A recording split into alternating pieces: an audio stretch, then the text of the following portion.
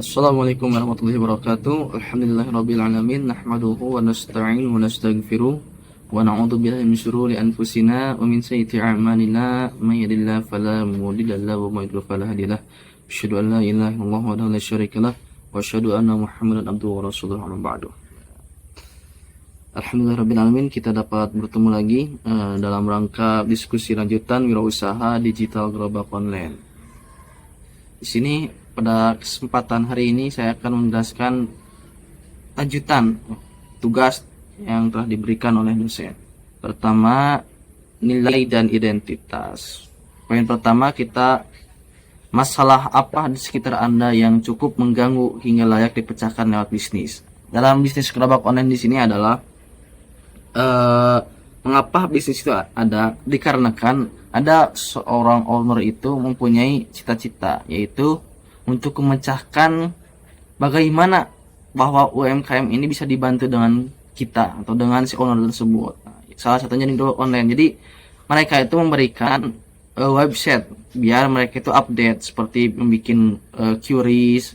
Tidak semua orang bisa update. Dia memberikan edukasinya. Yang kedua, jika bisnis sukses besar, nilai apa yang tetap tidak boleh dikompromikan? Mengapa?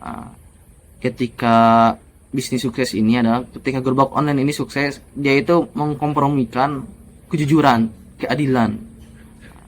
Yang tetap pada intinya bisnis ini adalah untuk membantu UMKM yang masih kecil. Yang ketiga, tanpa nyebut uang, apa indikator kemajuan yang ingin dilihat dalam 6 bulan? Jadi indikator di sini sukses ini adalah membahagiakan UMKM yang minim, yang masih kecil. Terasa lah bahwa bisnis kita ini bisa membantu orang lain pada masyarakat, bisa berkontribusi. Begitu. Jadi sukses suatu usaha itu adalah bukan masalah uang, tapi apakah berkontribusi besar atau tidak, apakah membantu atau tidak. Presentasi selanjutnya akan disampaikan oleh Kang Abdul. Kepadanya dipersilahkan. Ya, bismillahirrahmanirrahim. Assalamualaikum warahmatullahi wabarakatuh. Sebelumnya saya ucapkan terima kasih kepada rekan saya, Saudara Maulana Ismail, yang telah memberikan waktu dan kesempatannya terhadap saya. Yang alhamdulillah pada kesempatan kali ini izin saya untuk melanjutkan diskusi lanjutan tugas Technopreneurship, yaitu yang pertama yang akan membahas tentang motivasi. Yang pertama, ceritakan momen ketika owner tetap bergerak meski tidak ada hadiah eksternal. Saat awal membangun gerobak online, owner tetap bersemangat meskipun belum ada pelanggan, keuntungan, atau pengakuan publik. Dia tetap turun langsung ke lapangan, membantu pedagang mengupload dengan mereka, mengajari cara pakai aplikasi, dan menjemput pesanan manual. Ia melakukannya karena keyakinan bahwa misi membantu pedagang kecil agar tidak tertinggal teknologi adalah hal yang berharap, bukan karena hadiah atau pujian. Kemudian, yang kedua, target finansial mana yang justru melemahkan motivasi? Nah, jawabannya yaitu target yang terlalu besar dan tidak realistis di awal. Misalnya, harus dapat 100 juta dalam 3 bulan. Justru membuat motivasi turun ketika kenyataan tidak sesuai ekspektasi. Fokus pada angka besar terlalu cepat membuat owner kehilangan semangat belajar dan lupa tujuan utama. Membangun sistem yang membantu banyak pedagang dulu, baru mencari profit setelahnya. Oke, yang selanjutnya. Yang ketiga yaitu seberapa besar peran komunitas atau mentor terhadap semangat. Dan sebutkan contohnya. Peran komunitas dan mentor sangat besar. Misalnya saat penjualan gerobak online stagnan, mentor mengingatkan agar tidak hanya fokus ke fitur aplikasi, tapi juga ke edukasi pedagang. Komunitas sesama pelaku UMKM digital juga sering berbagi pengalaman dan solusi praktis, seperti cara membuat promosi harian. Contoh konkretnya adalah, setelah mengikuti diskusi komunitas, owner mulai membuat program gerobak favorit mingguan yang akhirnya meningkatkan pesanan 30%. Oke, yang selanjutnya, kita akan bahas di mimpi. Oke, selanjutnya yang pertama yaitu visi 3-5 tahun dalam satu kalimat perubahan. Nah, jawabannya dengan bisnis saya, pedagang tradisional akan berubah dari hanya mengandalkan pembeli yang lewat menjadi pedagang modern yang bisa berjualan secara online dan menjangkau pelanggan luas melalui teknologi.